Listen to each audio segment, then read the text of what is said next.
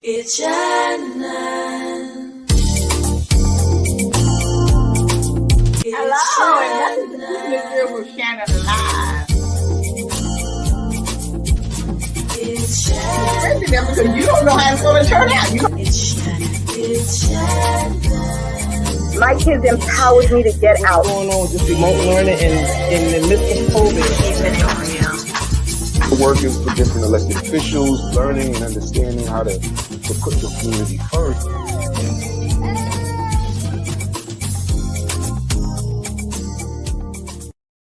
Hello, and welcome to the show. Thank you so much for joining us.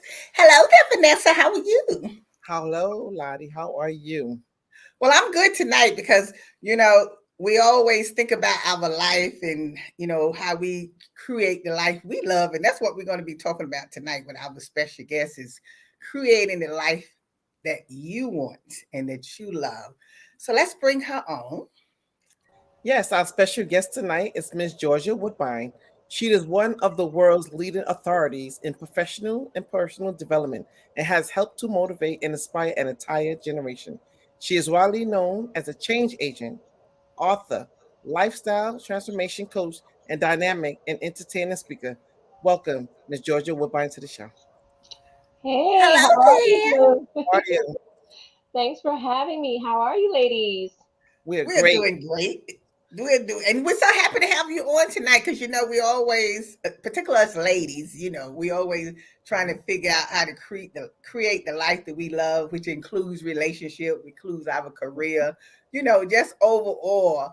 And sometimes it's very difficult if we are not strong enough within ourselves to create that life. So, I mean, how, what would you tell us about how we should start creating the life that we love? Well, the first step is mindset. Taking control of your life always begins with your mindset. You have to believe that you can. Because you know what? There's always these two voices in our heads. That's the negative voice that says, I can't, I'm not good enough, I'm afraid, I'm fearful. And then there's that positive voice that says, yes, I can do it. Yes, I can make it. Yes, I can try this. And so it's really about turning down the negative voice and turning up that positive voice so that you can start to make those hard decisions. There's so much more than what people see on the surface. It's there's to get to your best self, you have to let go of the fear of how other people see you, the fear of failing, the fear of feeling pain, the fear of change, the fear of the unknown. These are all barriers that keeps us away from where we are meant to be Right. and staying in a situation that's really not healthy for us because we won't take that next step to move forward. And so it's always about you saying to yourself, you confronting yourself and saying, what do I need to change? How do I change this? Because you can't change what you don't confront. And I think we spoke about that before. It's like you have to confront what you're trying to change. You cannot say that you want your life to change and you're not happy and you don't feel good about something if you keep doing it the same way. You got to take a different step. You got to take a different action. You got to take a different course. Mhm. Absolutely. And, it's interesting that you say that because, I have a friend who's in a toxic relationship and, one party moved away and she was still alone, still, encouraging to be and thriving to be with this gentleman.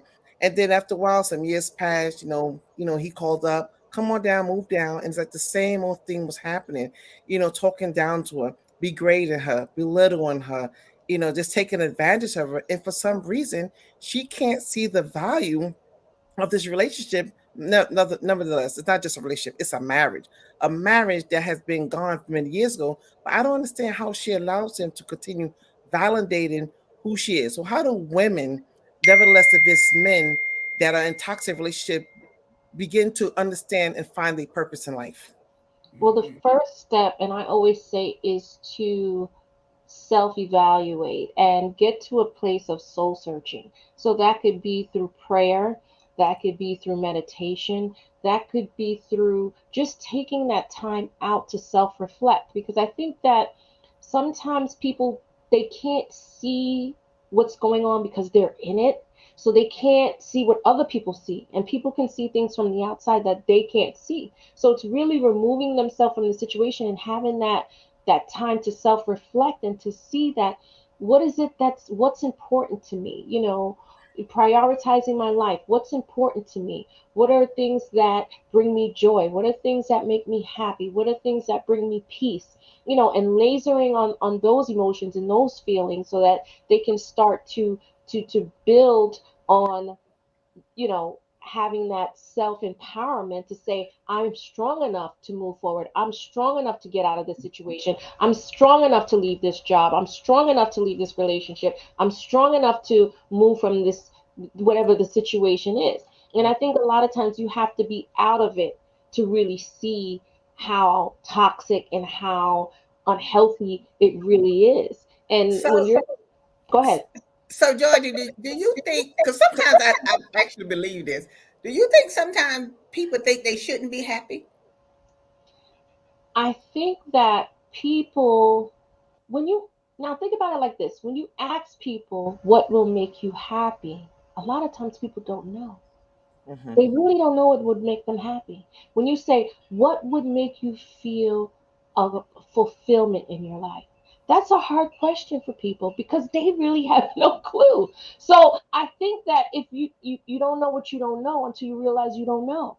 Mhm. So if you've been in a situation where you have not identified with the things you don't know or things that are not healthy or things that you shouldn't be experiencing, you're just in it because you don't even realize that it's unhealthy. You don't even realize that there's so much more on the other side. If you would just tap into that, if you would just allow yourself to be exposed to that, then you can wake up. Because it's almost like this, right? It's almost like having sand over your eyes. When you're in a situation, you have sand over your eyes, you can't see, you're in complete darkness, and you're just going and going and going, and you just like, you don't understand why you're in the situation until you pull the sand off your eyes and you're like, wow, why did I allow myself to stay in that situation? Why did I allow myself to be abused? Why did I allow myself to be taken advantage of? Why did I allow someone to take my power? And that could be in anything. It doesn't have to necessarily be in a relationship. It could be on a job.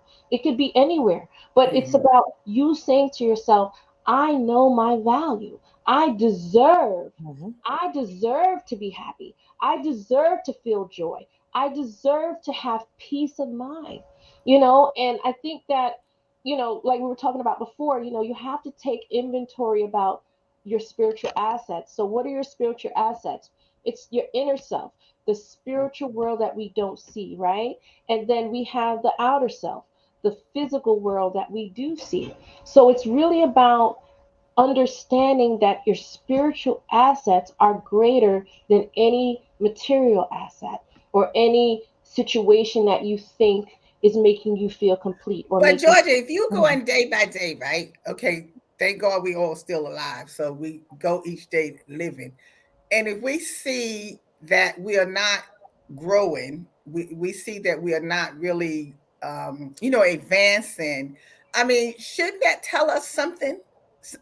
I mean, shouldn't we wake up from that part to say that we need to do something for ourselves? Because can't you tell when you're miserable? I know when I'm miserable. So you can't tell when you're miserable that you're not happy with something. And if you see yourself constantly not being happy, that you'll spend more time being sad than happy, that should tell you something is wrong here. That I'm not living the life that I should be living. Because I know it takes different things to make different people happy or whatever. Like my daughter and them tease me about me planting my flowers every summer. That I spend more time planting flowers than I spend time maybe trying to go out with some man or whatever, something like that. And my thing is, well, if I can't go out with someone who's going to treat me good and who's going to make me feel happy and make me feel good about myself, then I'd rather plant my flowers But because I I Lottie, don't I don't have to do that to be happy. Lottie, before Georgia answered, it's kind of multifold, right? When we get in relationships, people don't take the time to assess what a relationship is, what they want. And when they do things, they go on a basis of hope that it's going to change, it's going to get better. But they need to learn how to set boundaries. Set boundaries. And when the boundaries But when these boundaries are met or overrunneth, they need to be able to pivot into another direction to have decisions. And that's one of the things that, just to go back to what Georgia mentioned earlier, when she asks people what makes them happy, what makes them fulfilled, what makes them whole, first thing that comes to people's mind is a materialistic thing, money, Right. car, fame, but Mhm. they're not looking in the inner self. So Georgia, in addition to answering Lottie's question, I'd like to ask you a question. What is the main thing that people should do as far as a self-evaluation for themselves before they can bring other people into their life? That's a great question.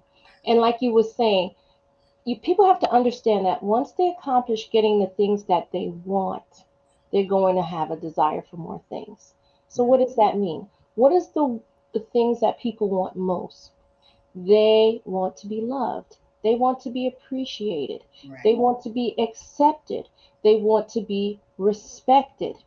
They want to, feel those emotions. And the thing is, you don't need a material thing or a person, someone else, to bring you those, to fulfill those emotions. Exactly. That's something that you can find on your own. Meaning, like, you can find things to do that bring you joy. You ever heard that saying, the best things in life are for free? Going for a walk, Right. doing things, clearing your head, enjoying nature, just doing things that don't really cost anything, but just taking that time out to self reflect. And it's so important because self love is critical for happiness in your life. You cannot Yes. find happiness until you learn how to love yourself. Self love means having a regard for your well being. Right. It's liberating yourself from comparing yourself to other people. It's living your life in alignment with Right. your values and Absolutely. what's important to you.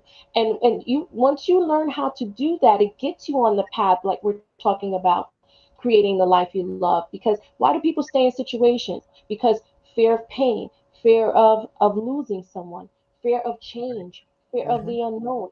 We allow those barriers to creating the life that we Right. love. Because once you get past your fears, people, once you get past those things that you think is so hard, you realize that you have everything in you to Hmm. experience the life that you love. It's Hmm. not something that's external, it's something that's within. And you Absolutely. got to know how to love yourself. That's the first Self-care. thing you got to do is to love yourself. But we'll Mhm. continue that conversation when we come back. We'll be right back. It's Shannon. It's Shannon. When times get dark, we can't see the help that's all around us. Let 211 be your guiding light for help with food, healthcare, and other resources. 211, how can I help you? Call 211 or visit 211.org. 211. Get connected, get help.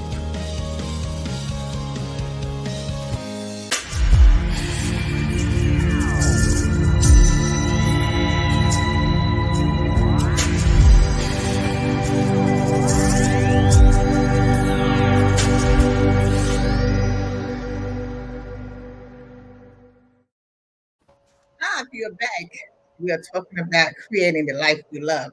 Now, before we went to break, I was saying about the first thing you need to do is learn how to love yourself. Now, we all, like I said before, we all want someone in our life. We would love to have a companion. We want friends. We want all this kind of stuff.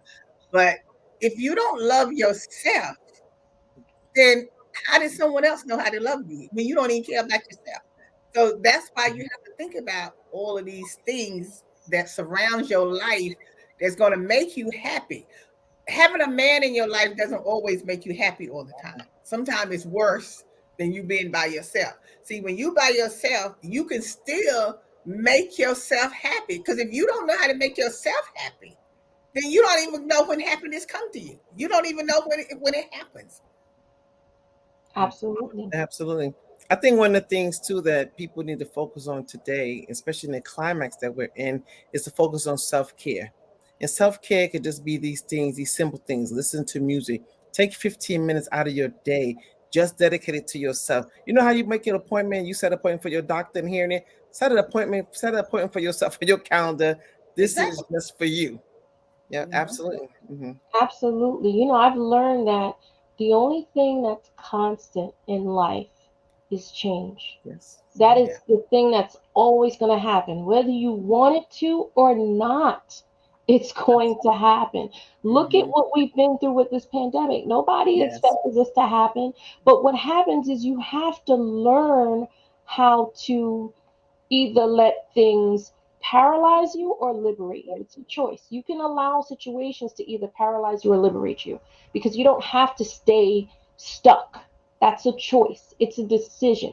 We have the greatest gift in life. And what is that gift? The gift of choice. We Mhm. get to choose.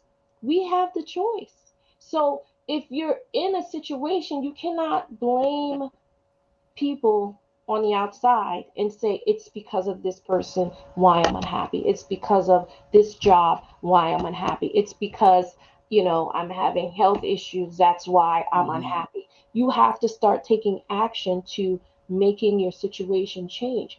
Have you ever heard that saying that thoughts become things? Because Mhm. your words, whatever you put out there, becomes your thoughts.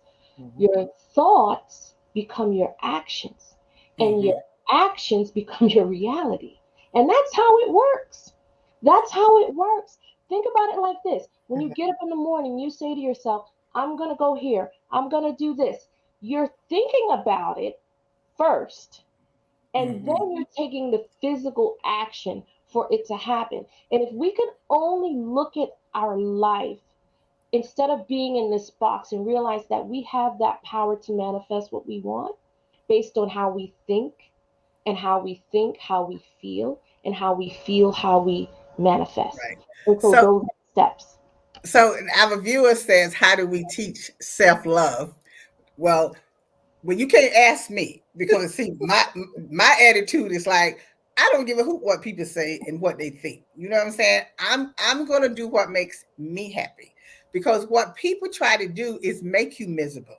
And you allow people to make you miserable, and that's what causes so much misery in your life is because you allow people to do things to you. And I'm not even talking about outside people. I'm talking about your own family.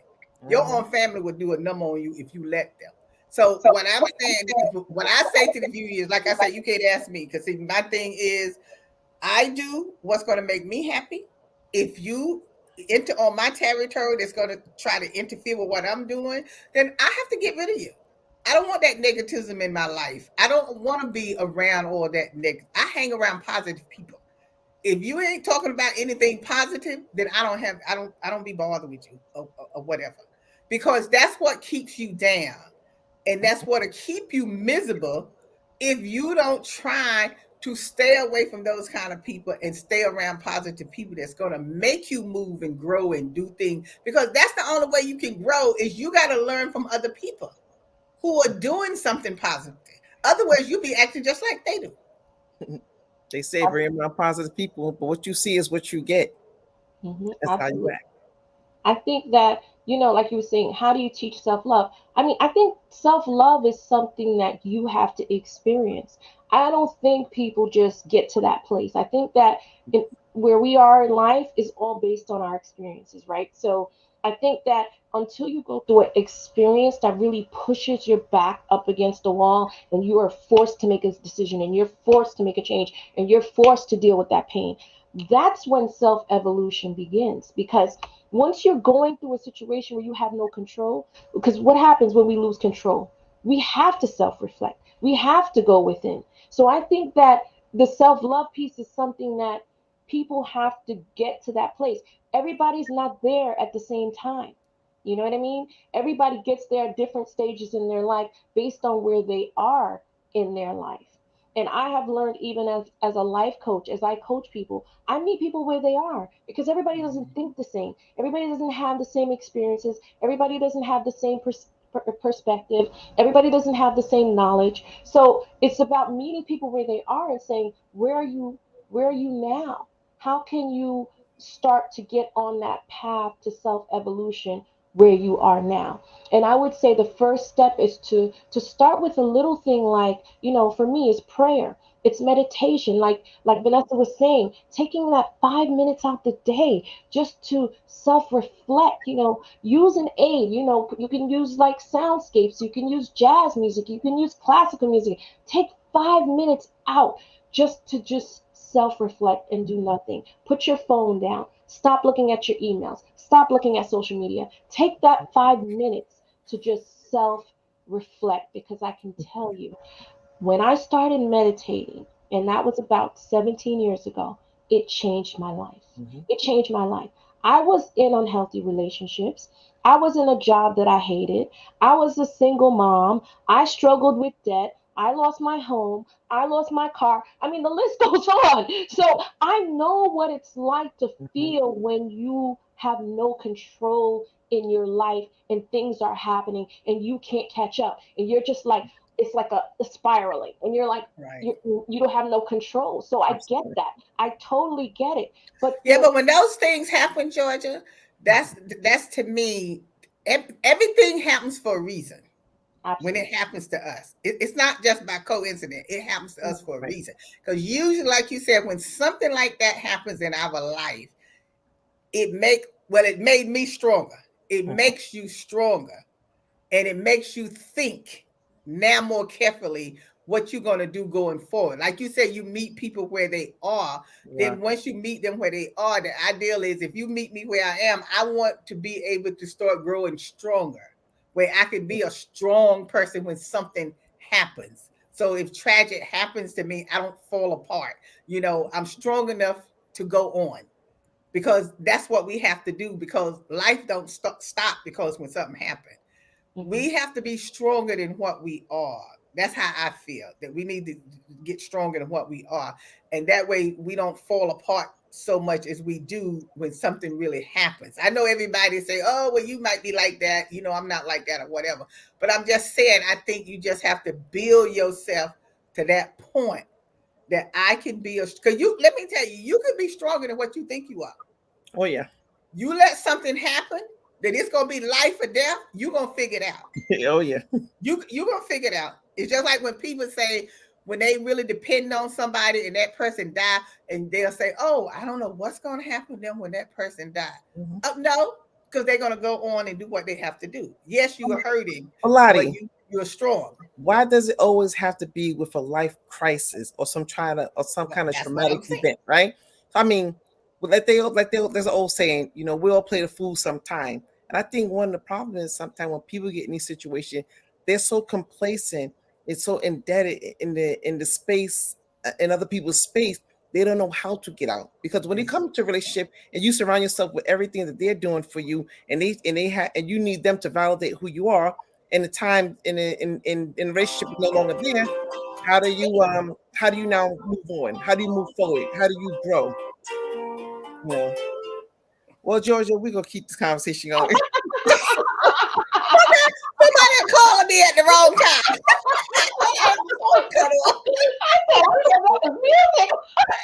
Listen, I made sure it wasn't my phone. Yelling at everybody else about their phone.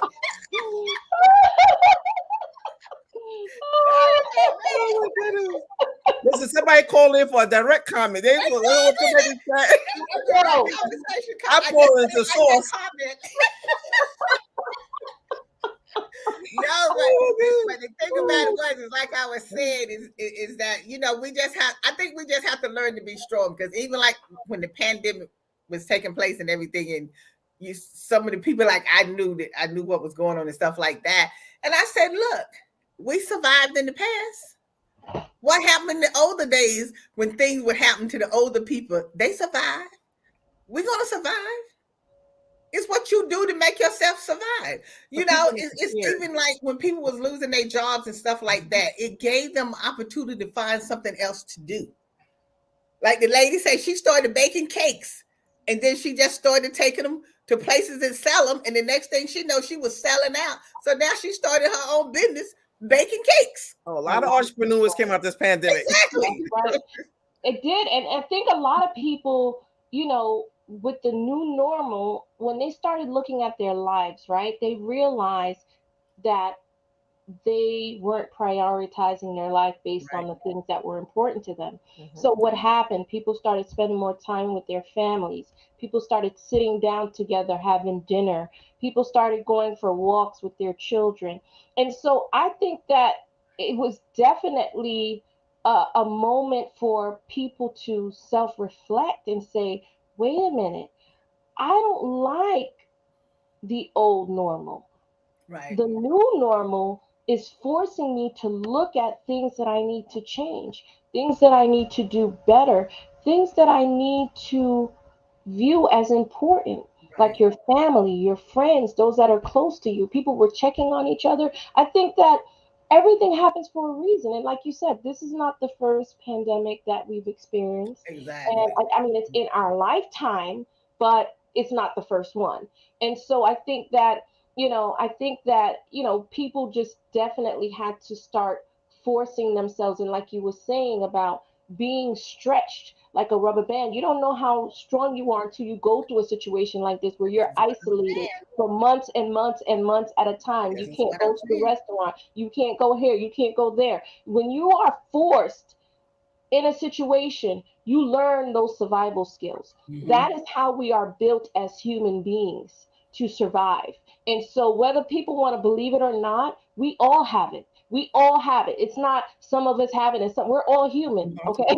So we all have those skills. It's just, and just like I said, when things like that happen, Georgia, you change, you learn for the better. Because when the pandemic happened and you couldn't go anywhere, look, you learn how to cook better. You learn how to do new seasoning. You have a chance to clean out your closets.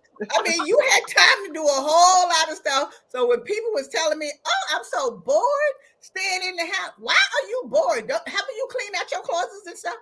Did you do what you needed to do? Have you started learning how to cook more or whatever? You learn something from whatever happens or whatever the tragedy is. How many people learn to use you? If you want to learn it. So look, we have created a life that we want to live, and hopefully the ones watching will create the life that you want to live. And you don't have to be miserable. Time is short now. It's time to be happy. This is no time to be miserable. If you don't have money, you don't have money. As long as you got your health and strength, that's the main important stuff right there. You might not ever have all the money that you want. I'm not saying money ain't good, but I'd rather have my health than have a whole lot of money. Money doesn't make you happy. We see it every day. We see it every day with celebrities. It's not about money. It's not about Georgia, you have to come back again. I will. And help us continue creating our life. And I know you're going to come up with something new the next time by the time you come again. I will. Thanks for having me. Go to my website, www.georgiawoodbine.com. Author, speaker, life coach, change agent. Are you ready to create the life you love? Then visit my website, georgiawoodbine.com. Thanks for having me, ladies. You're welcome. Thank you. Thank you for coming on, and thank everyone for joining us tonight. And as always, we'll see you next time. Thank you. Today's show is sponsored by Abu's Bakery. If you have a sweet tooth, stop by Abu's Bakery for some delicious cakes and pies.